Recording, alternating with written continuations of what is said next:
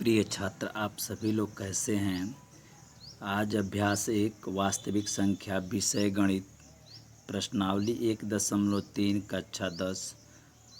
प्रश्नावली 1.3 के प्रश्नों को हम लोग नहीं पढ़ रहे हैं।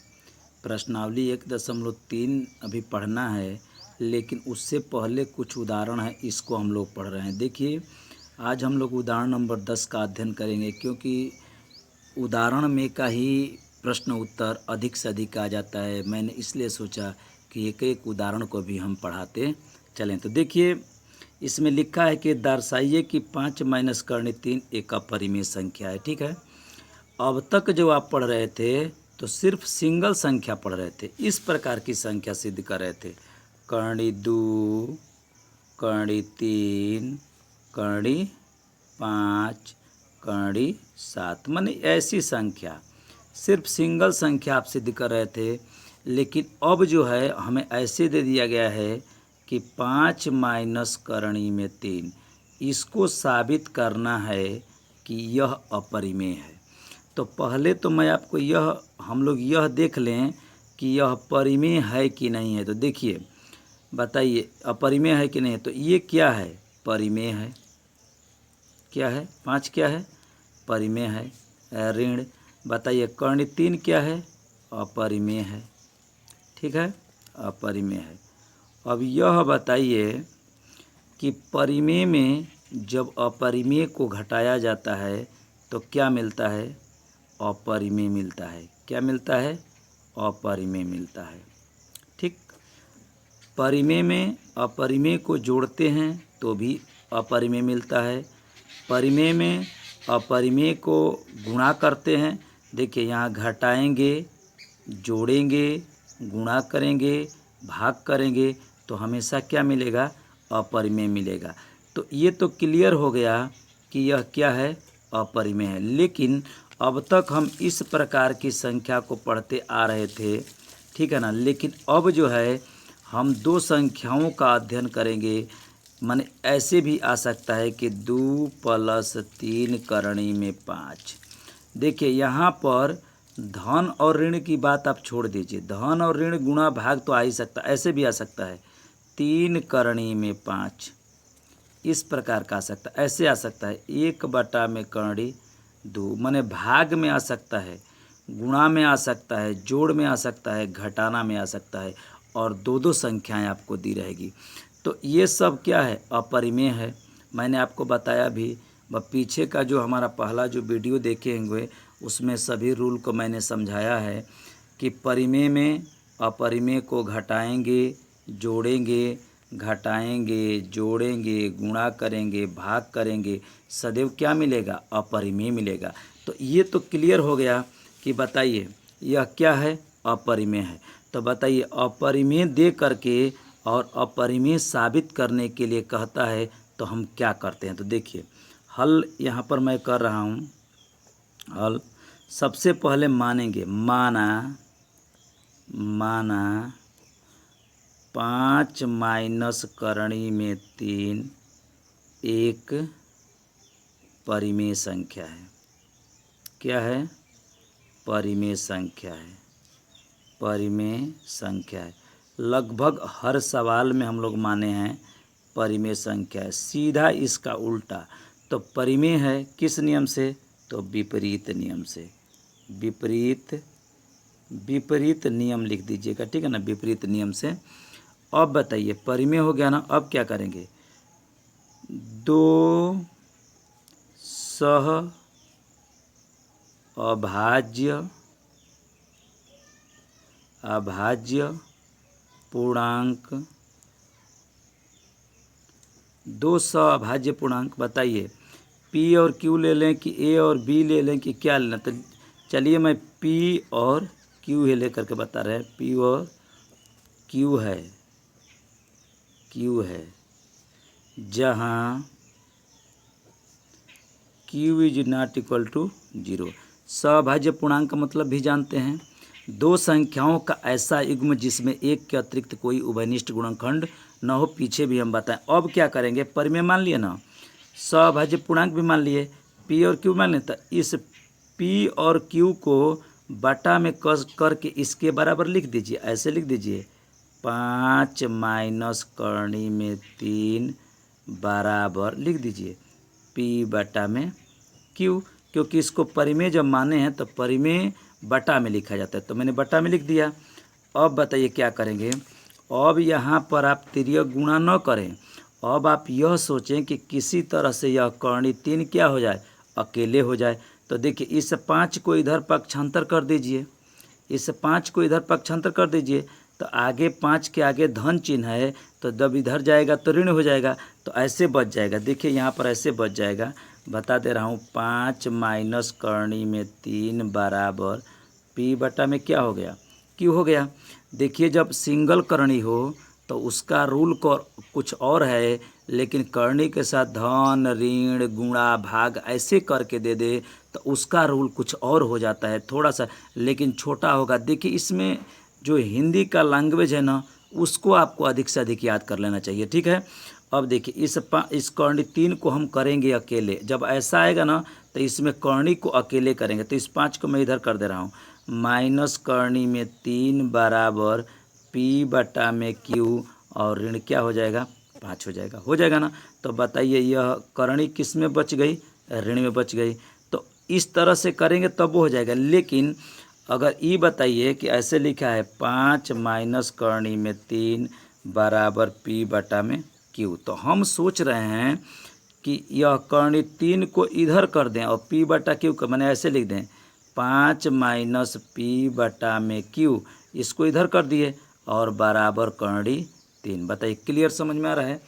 अर्थात कहने का मतलब है, आप कहेंगे सर ये क्यों, इसको क्यों छोड़ दिए। देखिए यहाँ पर ये करणी जो है ऋण चिन्ह के साथ आ रही थी, तो यह ऋण गायब हो जाता कब, जब इसमें से ऋण कॉमन लेते तब। तो जब किसी करणी को यदि मान लीजिए कि ऋण में न आए, अगर ऐसा सोचिए कि वह ऋण में न आए, तो इसलिए मैंने इस करणी को क्या कर दिया, इधर कर दिया। अब देखिए ऐसे लिखेंगे, क्या करें 5 माइनस इसको इधर करिए पी बटा में क्यू बराबर इसको इधर कर दीजिए, करणी क्या हो जाएगा 3 हो जाएगा, ठीक है समझ में आ रहा है। अब क्या करेंगे, अब ख्याल करिएगा, यह भिन्न का ऐसे हो गया, ठीक है ना, भिन्न का क्या हो गया, घटाना हो गया। तो देखिए 5 माइनस पी बटा में क्यू, इसके नीचे 1 करेंगे, इसका लसा क्या होगा, क्यू होगा। निकाल लेंगे कि निकाल के दिखाएं, जैसे देखिए 1 बराबर क्यू बराबर, ठीक, तो 1 का खंड 1 गुणे 1 होगा, क्यू का खंड 1 गुणे क्यू होगा। क्या निकालना है, लसा।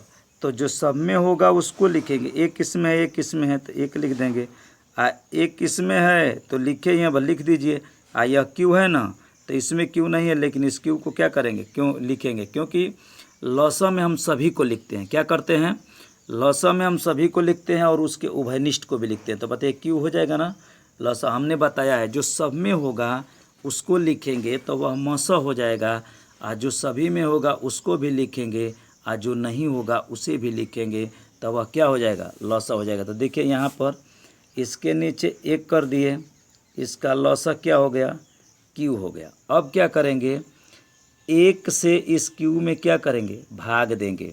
तो 1 से जब क्यू में भाग देंगे तो कितनी बजाएगा, क्यू बार, और जो भाग देने पर आता है उससे अंश में गुणा कर देते हैं, तो हो जाएगा 5 क्यू माइनस इस क्यू से क्यू में भाग दीजिए, कट जाएगा, 1 बार आएगा, 1 का पी में गुणा कर दीजिए, पी हो गया बराबर करनी में 3 हो जाए। अब आप कहेंगे सर उसको जब बना रहे थे तो आप लिख रहे थे कि माना परिमेय संख्या 2 सहभाज्य पूर्णांक, उसके बराबर लिखिए, तिर्यक गुणा करें, उसके बाद दोनों पक्षों का वर्ग किए, उसके बाद पी को विभाजित किए, उसके बाद क्यू को विभाजित किए, उसके बाद आप कथन लिखे हैं। लेकिन ऐसा नहीं, इसमें आप नहीं किए हैं। हाँ भाई वही चीज़ मैं बता रहा हूँ, कब उस चीज़ को करते हैं, जब सिंगल करनी हो तब, जब सिर्फ ऐसे हो, करनी 11 हो, करनी 13 हो, करनी 15 हो, करनी मान लीजिए 19 हो, करनी 3 हो, करनी 7 हो, जब इस प्रकार की सिंगल करणियाँ हो तब उसके लिए वो वैसे करते हैं, परिमेय मानेंगे, दो सह पूर्णांक मानेंगे, उसे p बटा q के बराबर लिखेंगे, तिर्यक गुणा करेंगे, दोनों पक्षों का वर्ग करेंगे, उसके बाद p और q माने हैं तो एक बार p को विभाजित करेंगे, एक बार q को विभाजित करेंगे। लेकिन यहाँ पर नहीं, क्योंकि यहाँ पर सिंगल करनी नहीं है, यहाँ पर संयुक्त करनी है, तो इसके लिए रूल ये होगा। अब देखिए क्या कह रहा है। अब ऐसे हो गया। अब ये बताइए कि यह, अब यहाँ पर हम लिखेंगे, यहाँ पर अब देखिए ये p और q क्या है, पूर्णांक है, लिखेंगे p तथा q, p तथा q पूर्णांक है,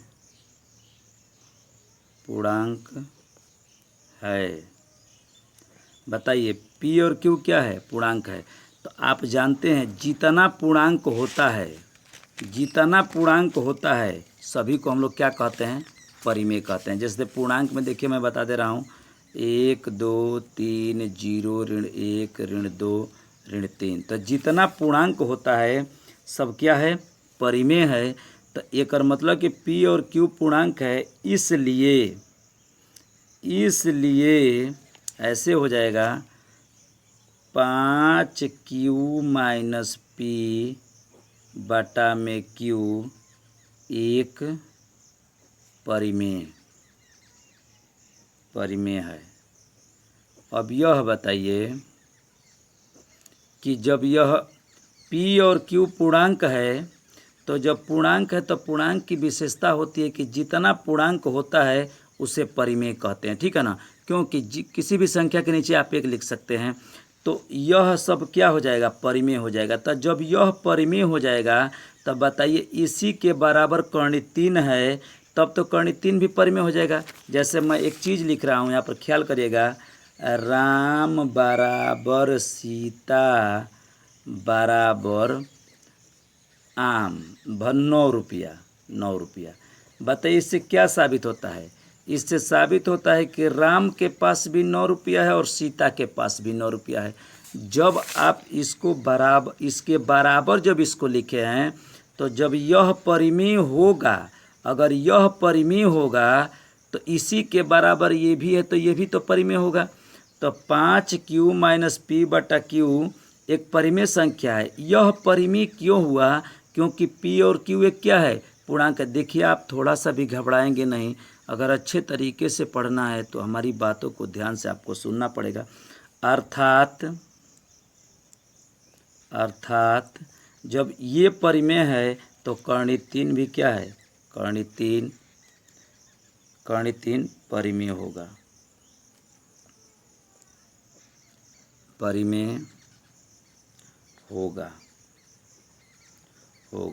ठीक।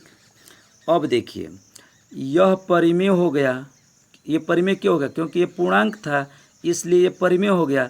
और जब ये परिमेय हो गया तो ये भी क्या हो गया, परिमेय हो गया।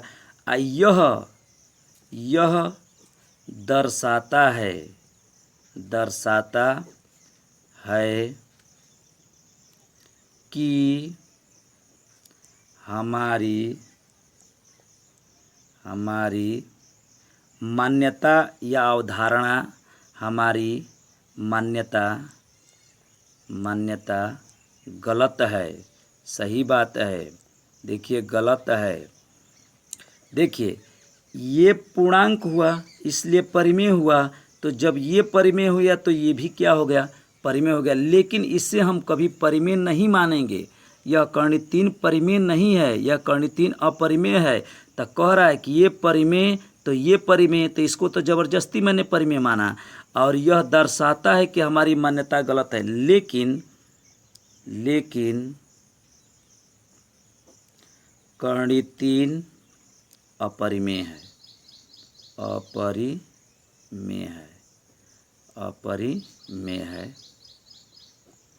अतः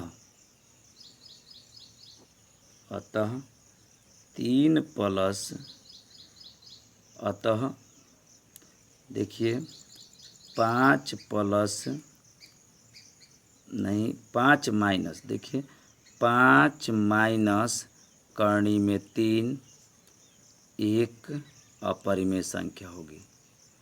अपरिमेय संख्या होगी। देखिए ये जो है ना लिटरेचर है, इसको थोड़ा सा आप ध्यान से देखेंगे तो समझ में आ जाएगा। और ये फिक्स क्वेश्चन है। देखिए मैं फिर से बता दे रहा हूँ एक बार। दर्शाइए कि 5 माइनस कर्ण 3 एक अपरिमेय है। तो जब भी देखिए आप सिंगल कर्ण अभी पढ़ रहे थे, अभी डबल कर्ण आ गया। तो जब भी अपरिमेय दर्शाने के लिए कहे तो मैंने परिमेय मान लिया। ये तो रूल यहाँ तक सही है। नियम विपरीत होगा। दुगो सहभाज्य पूर्णांक पी और क्यू मान लिए। मैंने कहा ए और बी कुछ भी मान सकते हैं, जहाँ क्यू। अब जब यह इसको परिमेय माने हैं तो जो पी और क्यू माने हैं उसको बटा में लिख देंगे। यहाँ तिर्यक गुणा नहीं करेंगे। यहाँ पर मैंने इसका लसा निकाल लिया। और पी और क्यू क्या है? पूर्णांक है। तो जितना पूर्णांक होता है सब परिमेय संख्या होती है। तो जब यह परिमेय हो गया तो यह भी क्या हो जाएगा? परिमेय हो जाएगा। आप बताइए इसको कोई परिमेय मान सकता है? तो यही बात लिख रहा है कि यह दर्शाता है कि यह दर्शाता है कि हमारी मान्यता गलत है। लेकिन कर्णी 3 क्या है? अपरिमेय है। तो जब यह अपरिमेय है अतः 5 माइनस कर्णी 3 भी एक अपरिमेय संख्या होगी। और नेक्स्ट अगले वीडियो में